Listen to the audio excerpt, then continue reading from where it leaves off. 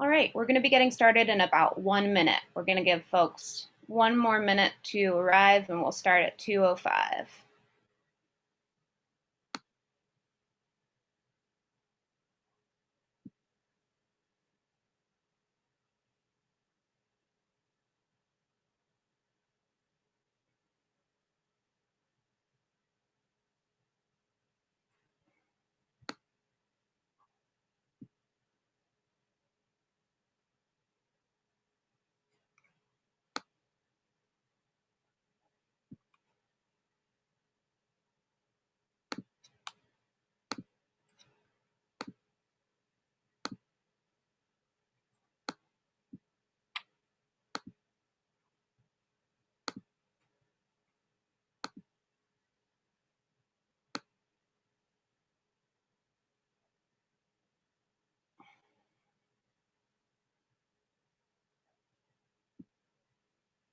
All right.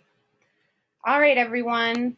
Welcome. We're going to get started now with the workshop and presentation, and we'll start with just some intros and thank yous and a few other things. So I'll introduce myself. My name is Abigail. My pronouns are they or she. I'm a white non-binary person with a femme appearance, more or less. I have dark hair and I have my hair in 2 little buns. I'm wearing a sweater and there are white walls behind me. I want to thank our interpreters, April and Charity, for doing ASL interpretation today, and our captioner, Kath, who's providing captions. I believe you can move those captions around the screen and lay them where you would like on your screen. So I invite you to do that. I also invite you to do whatever you need to do during this workshop. You can turn your camera off. You do not need to participate during the participatory parts. You can stay silent and just listen. That's totally fine. And with that, I'm going to let my co-presenters from Inside Our Minds introduce themselves.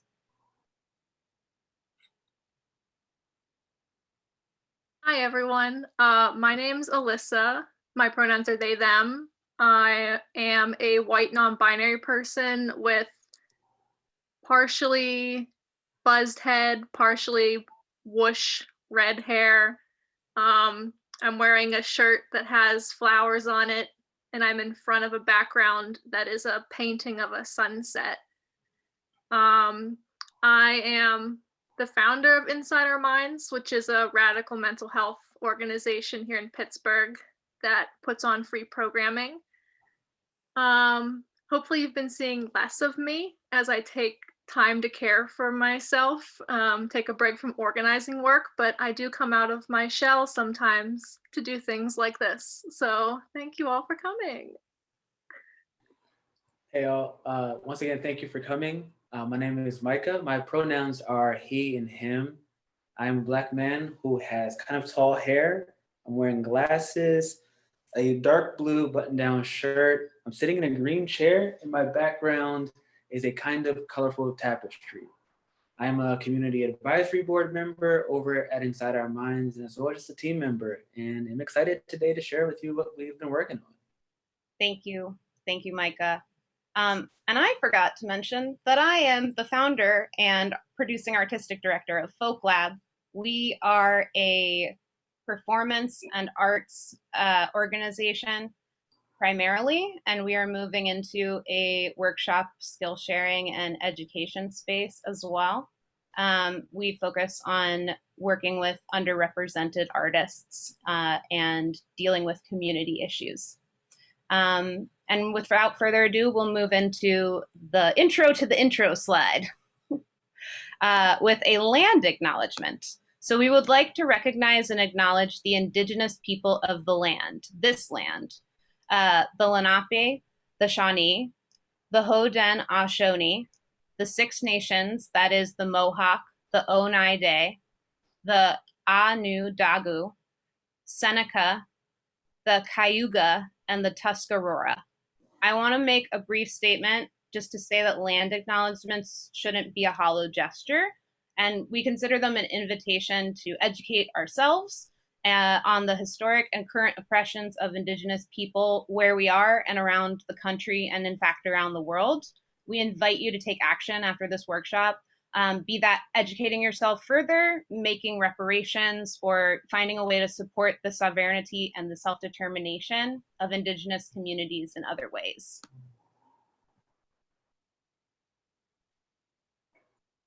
Micah, do you want to say a little bit about intentional space and communications and or a list of communications and preferences? Yeah. No, I just wanted to give a second for the interpreters. Oh yes, absolutely. Sorry about that. But as far as communication preferences and privacy, this workshop will be recorded, but feel free to keep your video off or use a pseudonym if you would like some privacy as far as that manner. And we are able to pause the recording during the more participatory parts of the workshop. So do whatever you need to feel comfortable there. And as far as communication preferences, as Abigail said, we have closed captioning, we have ASL interpreters, and if you want to participate either verbally or through text, feel free to do so in whatever way is the most accessible for you today. Yeah, and I'll touch on intentional space really quickly. Yeah, we just want to remind everyone that this is an intentional space, and we make a distinction between a safe space and intentional space because we can't guarantee absolute safety. But like the goal for this time and this space is to intentionally create a place where open and transformative dialogue is possible, but everyone is respected at the same time. So just be mindful during this time in this session and seek to be excellent to each other, and we will try as facilitators to do the same.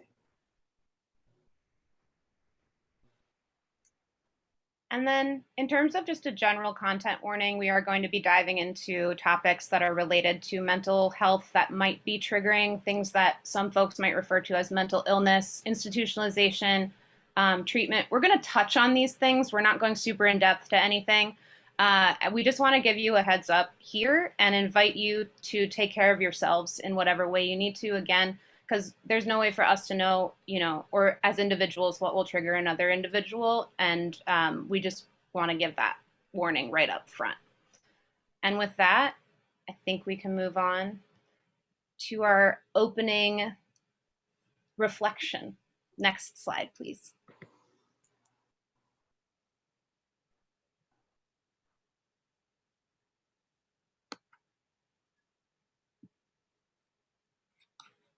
So I'm going to read this snippet of an article from that came out recently about mental health.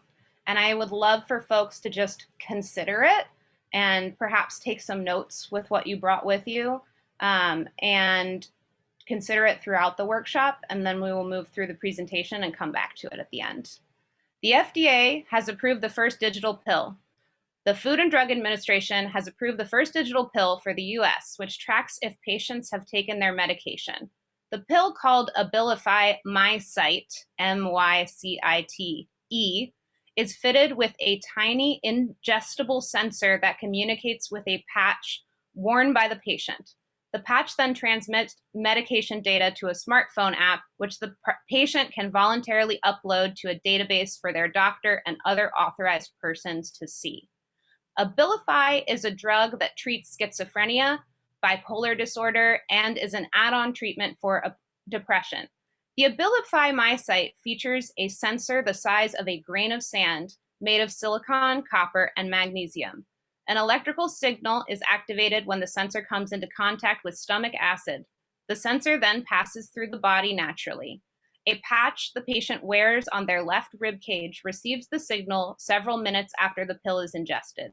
The patch then sends data, like the time the pill was taken and the dosage, to a smartphone app over Bluetooth, and must be replaced every 7 days. The patient's doctor and up to 4 other people chosen by the patient, including family members, can access the information. The patient can revoke access at any time. So again, just consider this current event development in mental health and this story. In fact, I would like you to think of it as a story and think about how what you're hearing makes you feel, and just take a moment to reflect. Keep it in the back of your mind. We'll come back to it at the end. And yeah, next slide.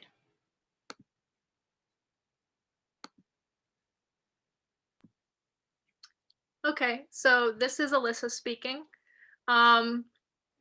Since we have very brief time together, this is going to definitely be a quick and dirty overview of radical mental health, a term that doesn't really have an easy definition.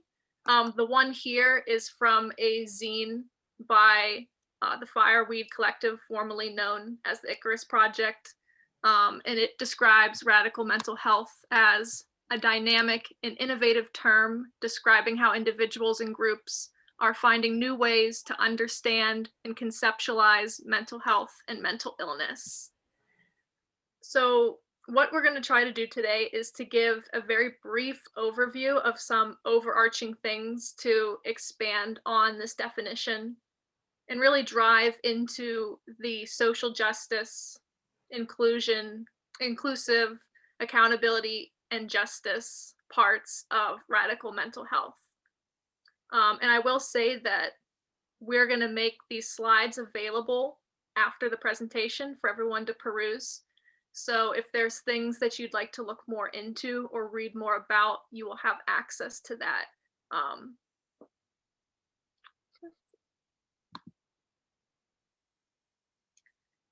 So for a brief local history, for those of us that are in so-called Pittsburgh, on the screen, I have a news clipping from the Pittsburgh Press from July 15th, 1990.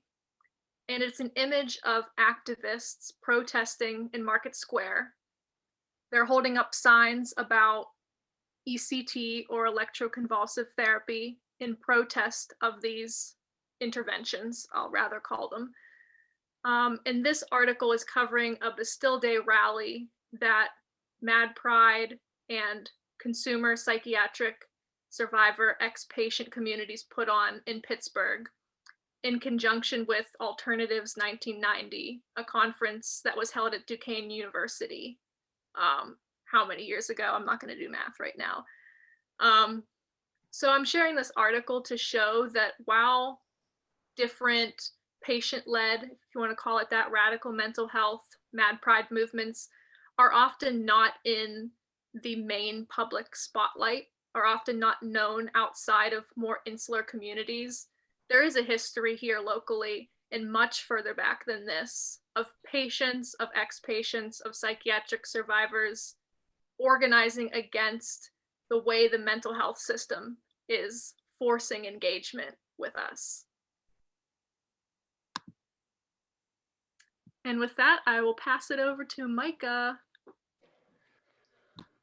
Yeah, just to reiterate with what Alyssa said, this presentation is only going to scratch the surface of all these topics. Books and courses could be written about this, but hopefully we can at least spark some discussion for later and even encourage people to go out and dig deeper into these things. But we're going to start off with the definition. And the definition is on the screen, so I will go ahead and read it. So Satanism is systemic discrimination and oppression against people who have or who are labeled or perceived as having a mental trait or difference that is currently deemed abnormal, unhealthy, or unacceptable in society. Satanism is rooted in other forms of oppression, such as racism and ableism, in order to pathologize reactions to trauma and oppression, repress rebellion or protest to control the minds and bodies of marginalized individuals. So that's a big definition, and there is a lot to unpack here. And we have a few things that are bolded. So the phrase "who are labeled or perceived as having," also we have bolded, currently deemed abnormal, unhealthy, or unacceptable. And we have, again, rooted in other forms of oppression. And then last, pathologize and repress. So those themes in there are really important. And you can kind of boil them all down to a few main ideas. The first is that psychiatry, by its very nature, is inherently cultural. in that it makes a claim as to what is normal thought and behavior and what is abnormal.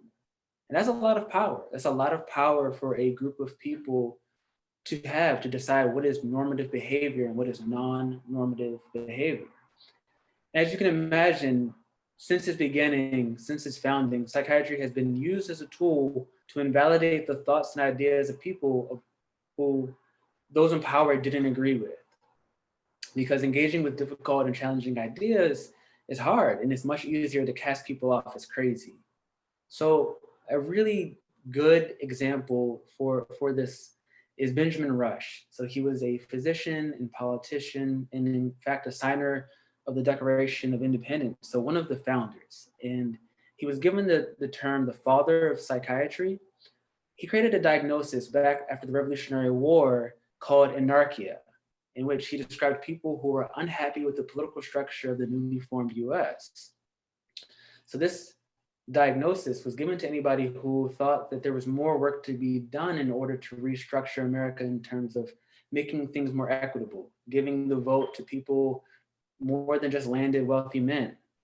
And a lot of other labels throughout history have been used to silence or repress marginalized groups.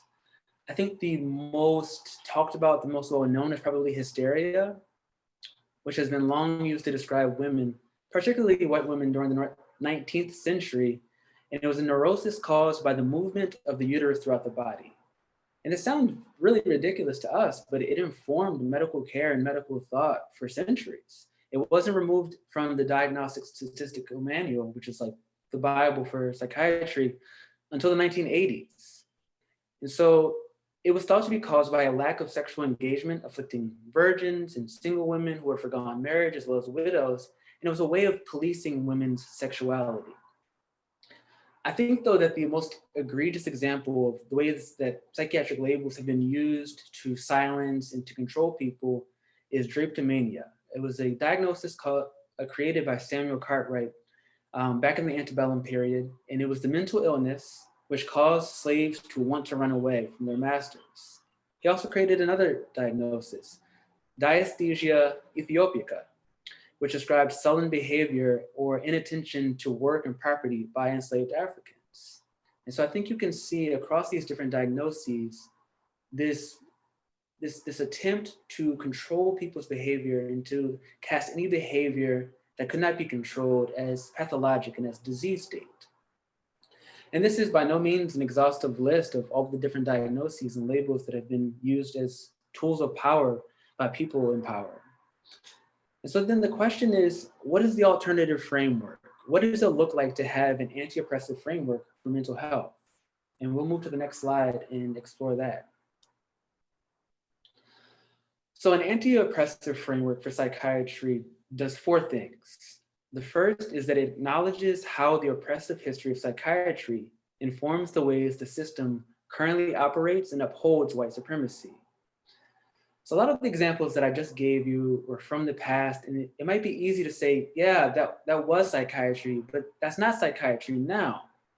However, even today, there are examples of how psychiatry mirrors oppressive cultural trends. So for example, presenting the exact same symptoms, Black people are far more likely than white people to be diagnosed with schizophrenia. As well, white women are far and away more likely to be diagnosed with borderline personality disorder than any other group. Both of these labels carry heavy cultural baggage about how society frames these groups in particular. For example, schizophrenia has long been associated with violence and unpredictability in this sense of being impossible to be redeemed. Somebody who can only be controlled and medicated and warehoused. And BPD is a fluid diagnosis that has all of these cultural associations about emotional instability. So an anti-oppressive framework acknowledges how this oppressive history of psychiatry continues to work today, because you can't change your problem until you acknowledge how it has affected current decision-making. Further, anti-oppressive frameworks explore the intersections between the mental health system and other oppressive systems. I think we can all agree that American society is a carceral one, meaning we turn to warehousing people who don't fit neatly within the neoliberal conception of individual value, or like the ability to produce profit. So this is true for the prison industrial complex, but it's also true for the medical industrial complex and the school to prison pipeline and other examples. So this kind of oppression that we see in psychiatry isn't unique to psychiatry. It shares a lot of the same tropes and means as other forms of oppression, and we need to explore that. We need to further recognize how sanism is rooted in racism and other forms of oppression and how that informs the importance of intersectionality in our movements. And last, an anti-oppressive framework engages in cross-movement solidarity with disability justice and other alternative mental health movements, including Mad Pride, the psychiatric survivor movement, the ex-patient movement, the Hearing Voices movement, because it is only together when we form cross-movement coalitions that we can change systems as large and as old and as pervasive as those that undergird psychiatry. So let's explore one last concept before I ask a final question. So I'll move to the next slide. And so I want to touch on the importance of language and how empowerment is tied to language and who gets to control the discourse. So I'll start off with another term, epistemic injustice. So this was a term coined by the philosopher Miranda Fricker, and epistemic means referring to knowledge, refers to knowledge. So epistemic injustice is injustice around knowledge, and it describes efforts to silence, to marginalize, to exclude the knowledge and perspectives of people and frameworks that don't jive with the dominant discourse. So in thinking about this area, we're forced to consider a few questions, such as who is a credible witness? Whose experience can be trusted? Whose expertise is considered valuable? Who is to be believed and who can be given the benefit of the doubt? Psychiatry has its own cultural framework that treats the perspectives of people who have lived experiences as untrustworthy. And often psychiatric care ignores the agency of people with lived experience and treats any disagreement or protest at unwanted care or even just downright abuse as lack of insight or anosognosia. So this is typically defined as a symptom of mental illness that impairs the ability of the person to even know that they have a mental illness. So if we take one of the diagnoses that I described before, like drapetomania, right? The diagnosis of it being an illness that you want to run away from your master as a slave, part of that illness could be seen as like a lack of insight. Like you don't see that you're sick, that you'd want to leave this system. So then what does it look like to move past that? And it looks like moving beyond medical model language. So we recognize that identity language is personal and politicized. And so accepting labels such as mad and crazy, mentally ill, neurodivergent, psychiatric survivor, drug user, and other marginalized identity terms alongside the medical terms allows people to have self-definition and gives them agency. Self-definition is agency.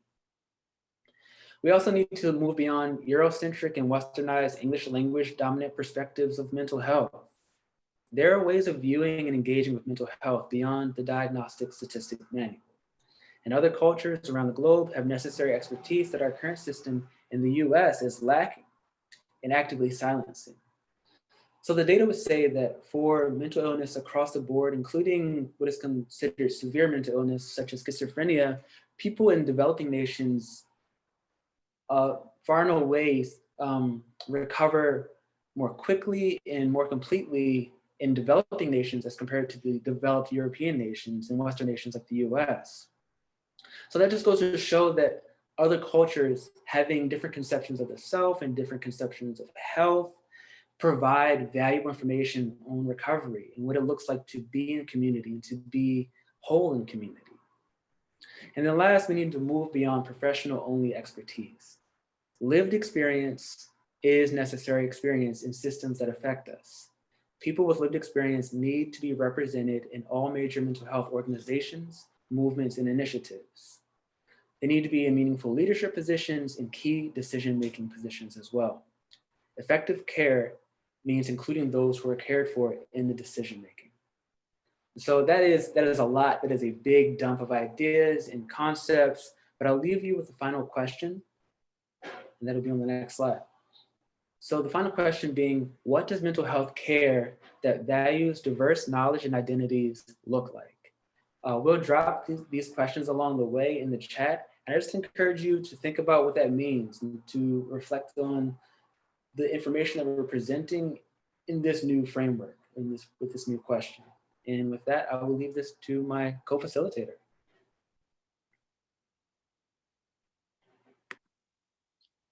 Hi, this is Alyssa speaking again. So I'm going to talk a little bit about envisioning and working towards a system without coercion and forced intervention. This is a huge conversation that we could talk about a long time. And if you know me outside of here, we may talk about it all the time. There's lots of perspectives on how we can move towards a system of coercion, of non-coercion and non-force. Personally, I'm a burn it all down person, but there are people who don't agree, and that's okay. But I wanted to just take this time to talk about and especially highlight how coercion and force are used in our mental health system. Because a lot of times I've found, especially people who haven't interacted with the system, are not aware of the way that it's operating. And at this point, you have to be aware. Ignorance is not an excuse to not know how these systems are operating, especially when they're operating in conjunction with total institutions like the prison system, detention camps, and different places where people are warehoused and abused and subjected to violence. So to start on a nicer note, I dropped a couple things here about what would it look like, perhaps, to have a system without coercion and force. I wish I had more on this slide, but I'm feeling angry lately, so I only came up with a couple things. But some of those things are access to honest and open conversations with mental health professionals without fear of forced interventions. And I'll talk more about what forced interventions are on the next slide. Access to patient advocates in all mental health and total institution settings. Mandated informed consent and open access medical knowledge. And now these are all things that can be done in the current system. Obviously, there's some of us who think the system needs complete overhaul. And maybe we'll do a workshop on that in the future. But for now, I'm about to change the slide. But before I do, I'll say that the next slide, I'm going to explain different types of forced interventions. I know there's probably people in here that have lived experience of psychiatric violence. And so I'll say that for this slide, feel free to mute me if you don't need this explanation. However, if you've come here to learn more and these aren't things that you've personally been subjected to, I hope that you stay and engage a little bit with this. So I'm going to turn the slide now.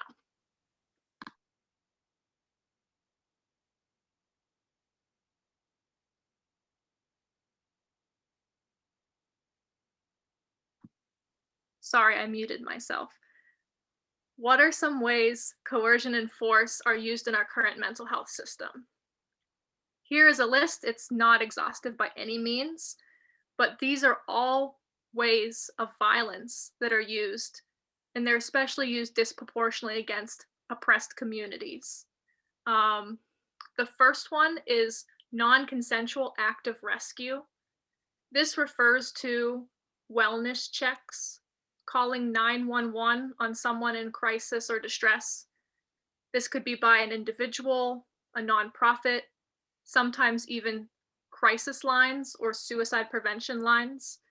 And as I hope everyone is aware of now, how potentially damaging, violent, and that these kind of things can result in death, especially for Black, disabled, and neurodivergent individuals. And the non-consensual part of this, if someone asks for an intervention, that's one thing. Though those interventions can still end in the same violent outcomes. But non-consensual active rescue specifically refers to not asking the person or directly going against their wishes in order to bring an outside source, whether that be cops, ambulance workers, hospital workers in order to take someone inpatient or another place. Second is involuntary commitment. We refer to that as 302ing in Pennsylvania. This would be putting someone in an inpatient setting without their consent, hence the involuntary. And this is often done by cops in so-called Pittsburgh area.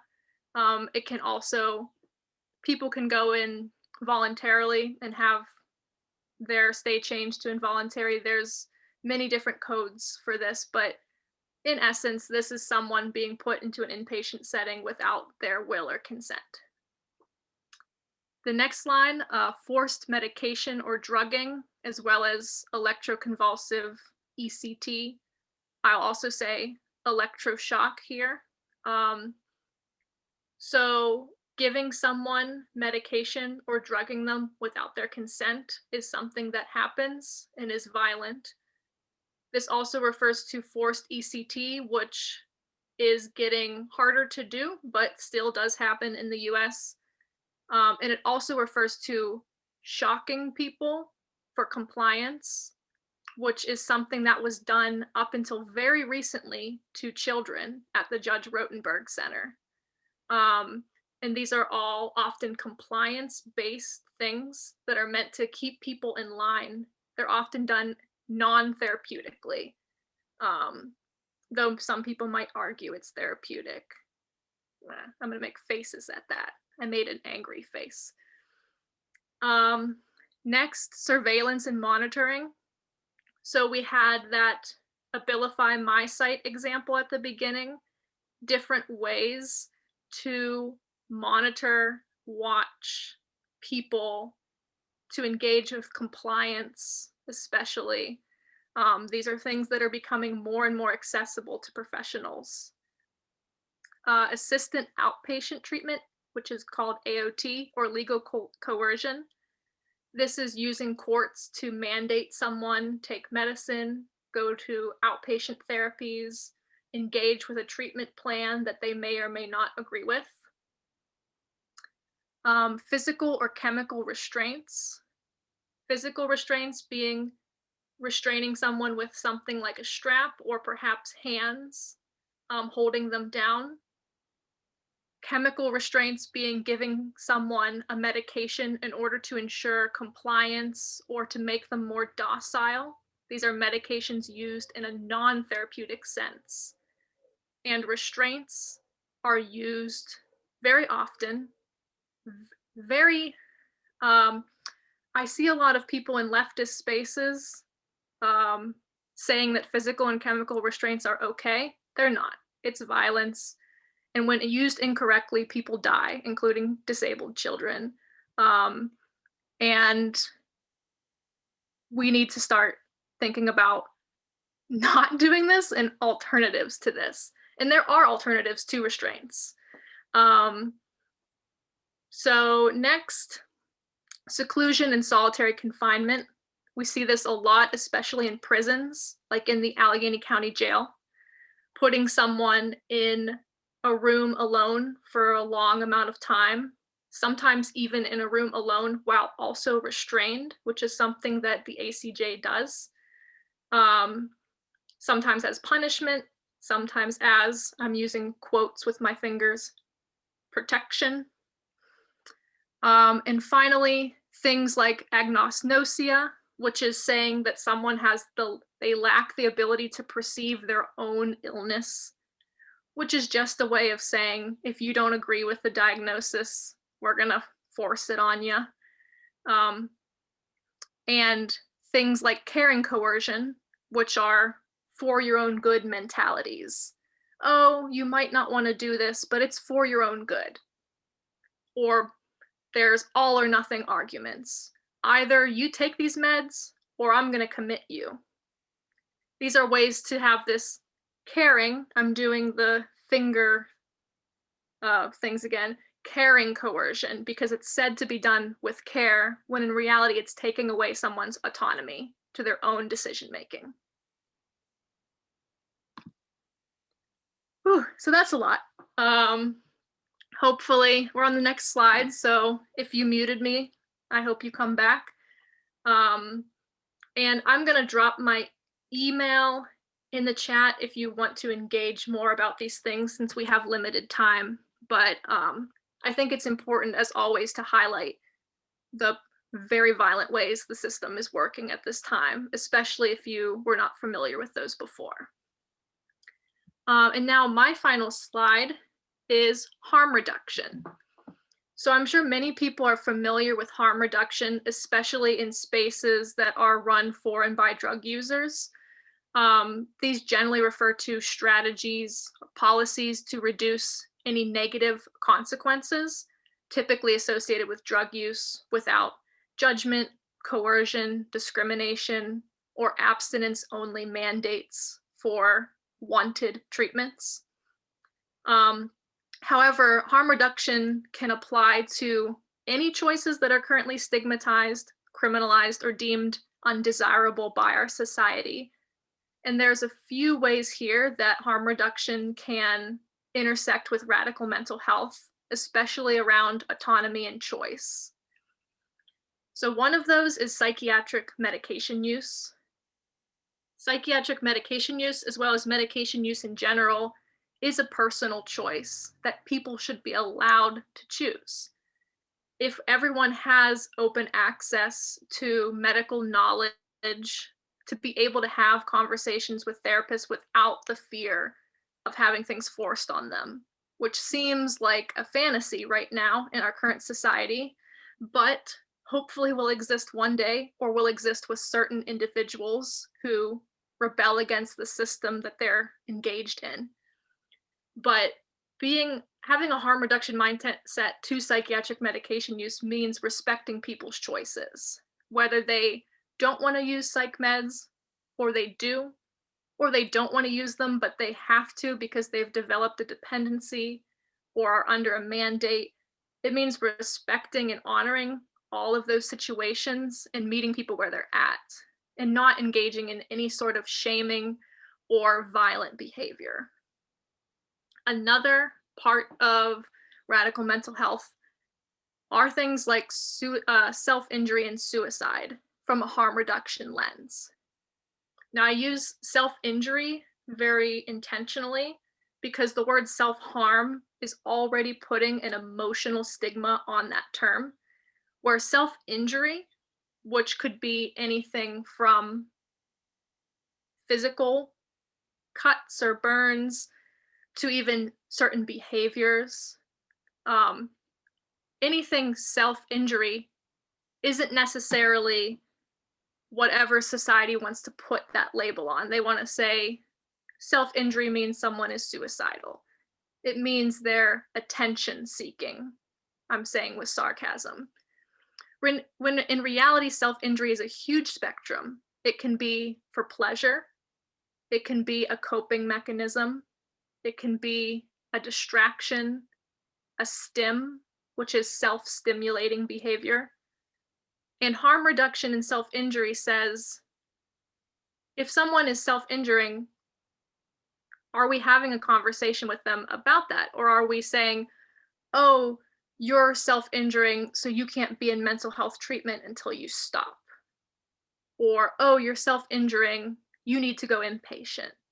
You just throw these different coercive scenarios on a person rather than engaging with them with their consent to discuss the self-injury.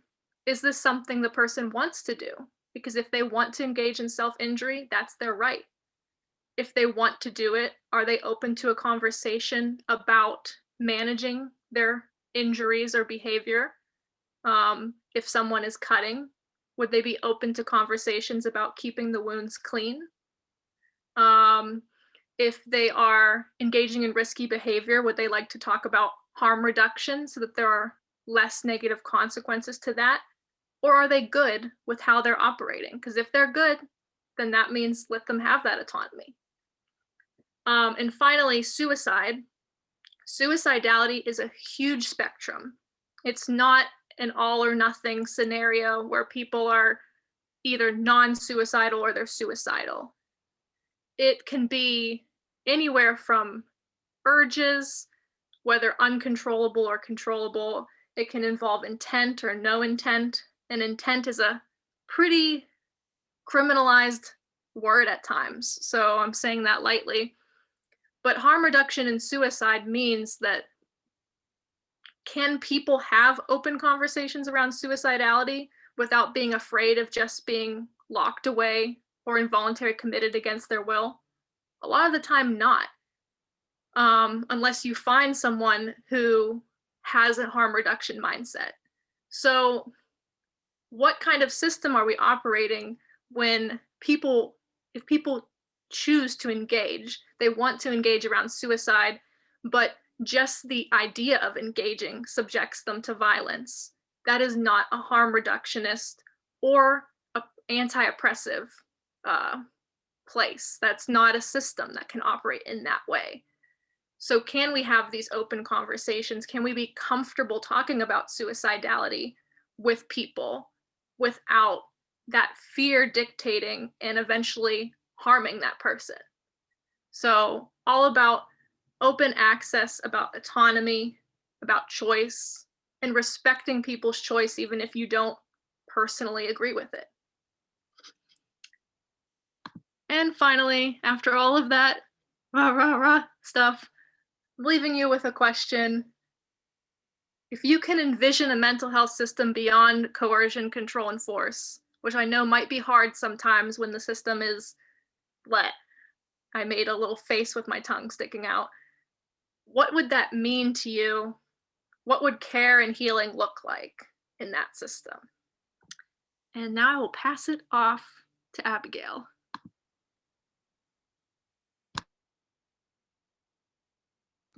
Thanks, Alyssa. I just want to give thanks to everyone and ask for your grace. We are probably going to go about 10 minutes over just to make sure we have time for everything. And I'm going to take us through the end of the presentation and then into art making activity and some Q&A. The end of the presentation is about a couple of concepts that you may or may not be familiar with, perhaps even more familiar with. Over the last year, there's been a lot of discussion and especially like shared internet content about this stuff. It really puts some of that radical mental health in context and especially intersectionality. So the first we're going to talk about is access and equity. And there's an infographic up on the screen. I'm going to read the text and also just remind you that these images will be available to you to look at further. So access and equity means that alongside the right to choose or refuse all types of interventions, there needs to be access to affordable, accessible, culturally responsive, anti-oppressive mental health treatment.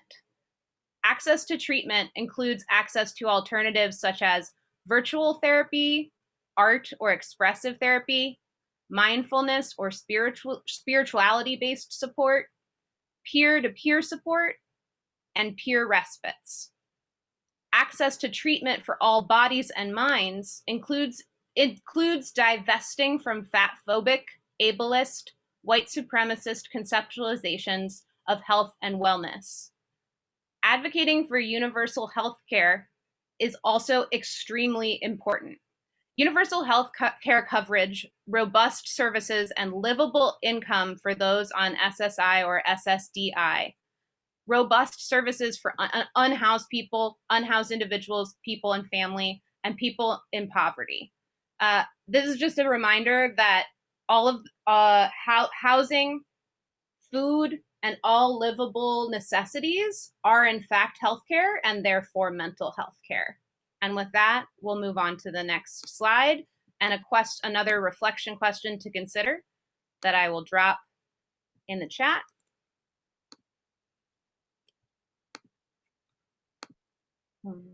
Oh, thanks, Micah. Micah dropped it in the chat for me. And on to the next slide, please. Our final concept for the presentation is mutual aid. And this is an infographic from Mutual Aid Society in Toledo that just explains the difference between charity and mutual aid. And I think it's a great definition of what mutual aid is. So I'm going to go through it. In charity, members are donors. In mutual aid, members are decision makers. In charity, day-to-day work is done by professionals. In mutual aid work, day-to-day work is done by volunteers. In charity, it's funded by charitable donations and grants. And in mutual aid, members pool their resources. In charity, there are conditions for receiving aid. And in mutual aid, you get aid without expectations of anything in return. In charity, there's a presumption that the charity knows what people need. And in mutual aid, there is a unspoken requirement that you ask what people need before trying to give it to them. In charity, there's a mentality of, quote, I'm doing air quotes, saving those in need. And in mutual aid, it's often the people who are in need themselves who are providing the aid. In charity, they're accountable to wealthy funders and foundations. And in mutual aid, it's accountable to the community itself because it's run by community members. And in charity, there's a hope to ameliorate social injustice. In mutual aid, there's a hope to transform society and not just treat symptoms of the greater problem. Moving on to the next slide, please. So throughout history, oppressed communities have formed underground mutual aid networks when denied access to resources, opportunities, and institutions. Mutual aid exists because of our basic needs, when our basic needs are not being met. Mental health mutual aid spaces allow for our community to have access to intentional spaces run by people with lived experience for people with lived experience, without the power dynamics present in traditional mental health spaces. Mutual aid should always be led by those directly impacted, never co-opted, centralized, or approached from a charity or savior mindset. So that is how mutual aid connects to the ecosystem of radical mental health. And now we're going to engage in some art making. If you didn't at the top, I would encourage everybody to grab a pencil and paper or open up a doc, or if there's another way that you like to express yourself with an instrument or drawing or painting, you can, and those things are easily accessible, go ahead and grab them. I'm going to read this slide that has the prompt for the art making activity. So I'm going to invite you to take a few minutes to reflect on what you've heard and seen during the presentation. Specifically focus on something that tells a story or provided you new perspective. Try making a list of the top 5 things that resonated with you, and then pick one and consider a couple of things. What is the story here? If it's not a story, then maybe go with how it makes you feel. Visualize it. What images come up? What colors? What words? You might try free association. What does it sound like? Perhaps it makes you move or tense your body in a certain way or make a face. Use this as inspiration as you take your medium, whatever that may be, and let yourself create without interrupting yourself as much as possible, just like a free write experience where you just kind of go for a few minutes. So I'll let you know when we're going to come back together, and we'll have an opportunity to either share what we made or ask some questions of the presenters. Feel free to turn off your camera if it isn't already, and that makes you more comfortable. And I'm going to also move to the next slide, which has some images that might help as inspiration. And also invite you to consider that article about Abilify from earlier in the presentation, and maybe a new perspective that you might have on it now that we've gone through some education on radical mental health. I'm also dropping the link to the presentation itself. If you want to take this time instead to just look through the presentation and you don't want to engage with art making, that's totally fine. So on the slide right now, there's a bunch of images. I'm just going to slowly describe each of them while you all are doing independent work. There's an image of black and white. It's a door that looks like it's from an institution or a prison with a hole in the center, and there is the arm of a dark-skinned individual reaching out with fingers outstretched and you can't see the rest of their body, and a painted text above the door where all the paint is chipping away. It says number 5. There's also a street scene from what looks like a parade or a protest parade or a protest celebration of some kind. There are a bunch of people dressed colorfully and 2 people central who have rainbow and colored hair and are wearing sunglasses, and they're each holding a sign that are colored in rainbow and lots of colors with text that reads, "Ability is curable," and the other sign reads, "Queer and crazy, deal with it!" exclamation point. There's also an image here that is originally the result of someone's art therapy. It is the image of a person's face screaming with their mouth open, and then paint splatters kind of coming out of their head in rainbow colors. And then there's also some images of more stick figure type people with rays coming off of their body and hands outstretched in black and brown on white paper. We also have an image from the Abilify article.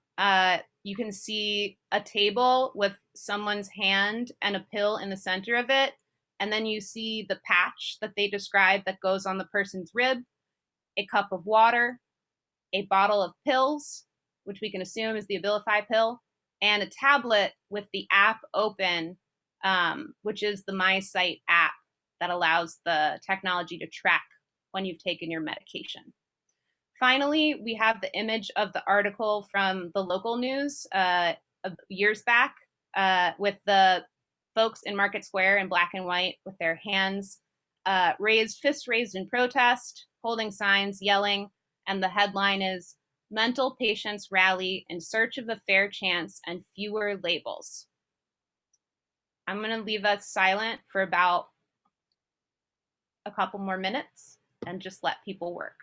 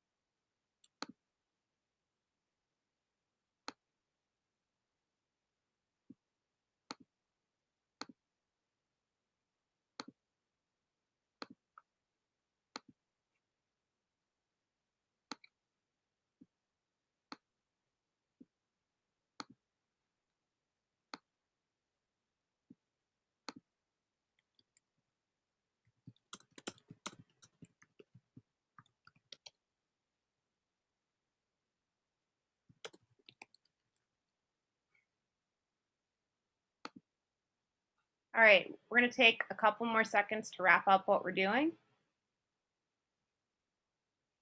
And just a reminder that this doesn't have to be the end of what you're doing. You can continue later on in your own time.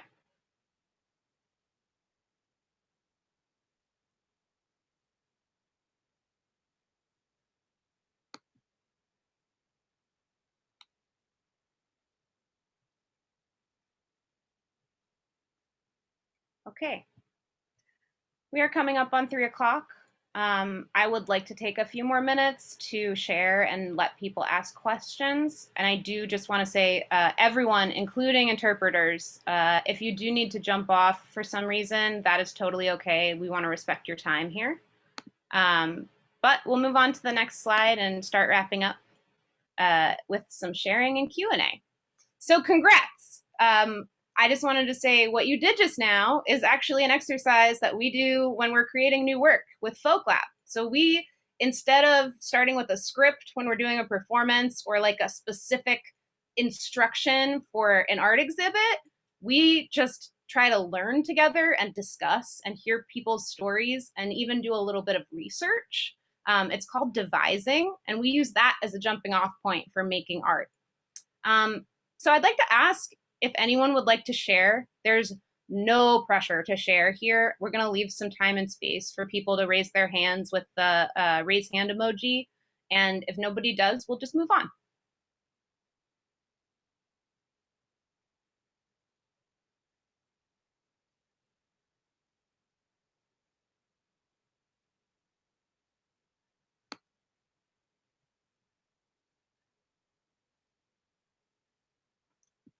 I saw a hand. It's not telling me whose hand, but if your hand is up, you can unmute and go ahead and share and even undo your camera or turn your camera on if you like. This is Maggie. Hi, Maggie. I started drawing a little comic strip, which I'm not sure if it's going to show on Zoom, but I'll attempt to describe. In the first box, there's a little blob person. In the second box, they're getting their keys and purse and walking out the door. And in the third box, the blob person's walking to the sun, and they walk over to the pharmacy. And the pharmacy is more like a bakery kind of on the inside. Like there's hot and fresh meds. And the baker's like, try this one. You might like it. And I am not sure what happens in the next panel yet, but that is the beginning. Thank you so much for sharing, Maggie. Is there anything else you wanted to share about the comic or the process creating it? I think it was difficult to make, honestly, just now, because there was not very much time and there was a lot of stimulus and the prompt went away. But I think I was thinking about, access to meds in a way it could be different. Of like the feeling of going to the baker and it smells really nice and there's so many things to pick, rather than like the pharmacy now, which feels like there's just 1,000 doors and gates to jump through to get to the point. Yeah, thank you. And thank you for that feedback. We'll be more mindful with time as we move through the rest of the workshops. And we really appreciate your sharing. I'm gonna unspotlight you. Would anybody else like to share anything that they made?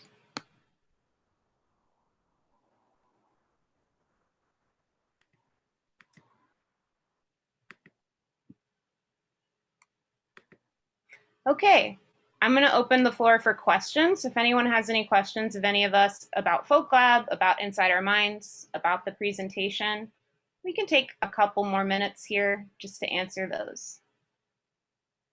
Feel free to use the raise hand emoji and I will find you.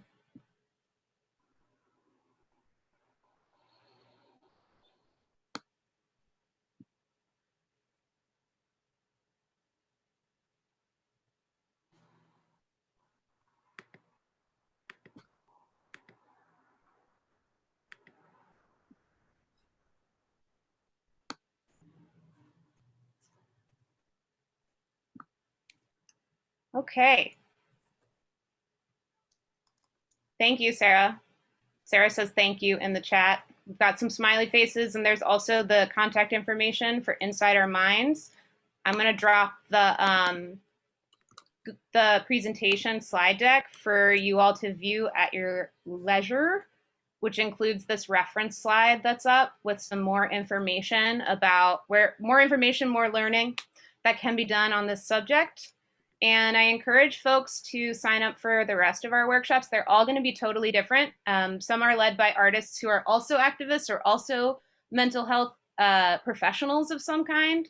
And they're each going to have a different theme every Saturday in May. Oh, there's a hand. I will take your hand. Please unmute yourself, whoever is raising your hand. Oh, no, I didn't want to interrupt you. It was just about, I just wanted to know if the other sessions will be recorded and when those recordings will be accessible. Absolutely. Thanks for asking and reminding me that I should mention that. Yes, they will be recorded in some capacity. We're working on making sure that we have consent from everybody before recording, and including presenters, and just like giving people time to be comfortable about that. So they will be recorded just like we did this one, but I'm not necessarily going to publicly release the whole cut as it is long. And it will be available in some way to view after, particularly any presentation content from facilitators or presenters, for sure, after the fact on our website eventually, but certainly by email. If you want to email folkLAB, we can make it available to you. Great, thank you. You're welcome. And yeah, so it's going to be every Saturday starting at 2. Some workshops may run up to 90 minutes, and we will definitely let you know ahead of time. And keep an eye on our website on folklab.net. And we've got a Mad May page there where we're running a virtual exhibit of art all throughout the month. We're going to have content all about radical mental health throughout the month on that site, also on our social media, and we're going to be doing some awesome stuff collaborating with Insider Minds. So I'll just wrap up by thanking my co-facilitators, Alyssa and Micah, thanking the interpreters, thanking our captioner, and thanking you all for being here and staying an extra couple of minutes. Really, really appreciate you all. Any closing words for my co-presenters? No, just to thank you as well. Thank you for putting this together. Awesome. Thank you all so much. We're going to sign off now. Have a great rest of your day.